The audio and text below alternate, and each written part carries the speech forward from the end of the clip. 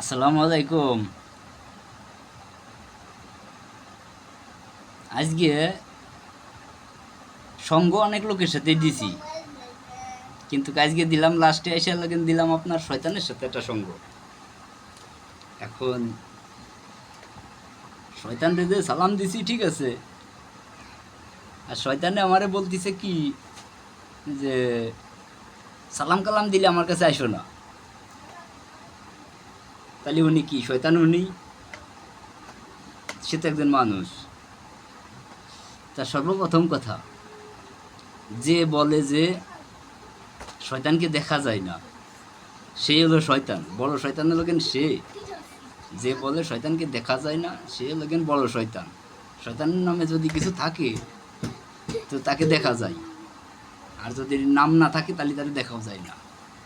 তো মূল কথা এই ফিরে এই শয়তানের সাথে বসে এক কথায় দুই কথায় ভালোই হাদিস কোরআনের কথা মতো যতটুকু উঠিছে উনি যা জানে তা আমারে করছে, আমি যা জানি তাই উনারে করছি।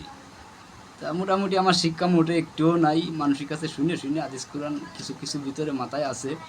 তারপরে আপনার 41 দিনই চিল্লা দিছি, 3 দিনই জামাত করছি। তো এই আমির সাহেবের কাছ থেকে যেসব নিয়মকরণ আমার জানা আছে আমি তা ওনারে আর কি বোঝানোর চেষ্টা করতেছিলাম, ঠিক আছে। তা উনি আমারে একই বুঝ দিল, ঠিক আছে, যে আরে তোমার নামাজ তুমি পড়ো, তোমার তোমার কাম তুমি করো, তুমি আমার জ্ঞান দিয়ে আর কিটা। তখন আমি বললাম ভাই দেখেন আবারও আপনি সেই আপনার ফিরাউনের কথা বলতেছেন। তো যাই হোক, পরে সে আমারে বলতেছে আরে তুমি ছোট্ট একটা কথা শোনো আমার কাছ থেকে। আমি কই কি? কয় দোজক বেহেস্ত কার জন্য জানো? আমি কই কার জন্যে ভাই? কয় তোমার জন্যে। কারণ আমি কই আর আপনার জন্যে দোজক বেহেস্ত না? কয় না। আমি কই কে? কয় আচ্ছা শয়তান, শয়তান কিসের তৈরি? তা আমি বললাম শয়তান আগুনের তৈরি। কয় তুমি কিসের তৈরি? আমি কই আমি মাটির তৈরি, আমি যতটুকু জানি। তা আপনিও যার তৈরি আমিও তার তৈরি, কিন্তু ধর্ম যার যেটাই হোক না কেন সেটা কোনো বিষয় না, বিষয় আপনিও যেটার তৈরি আমিও ঠিক সেইটারই তৈরি। তার দোজক ব্যস্ত আমার জন্য আর আপনার জন্য দোজক ব্যস্ত না কে?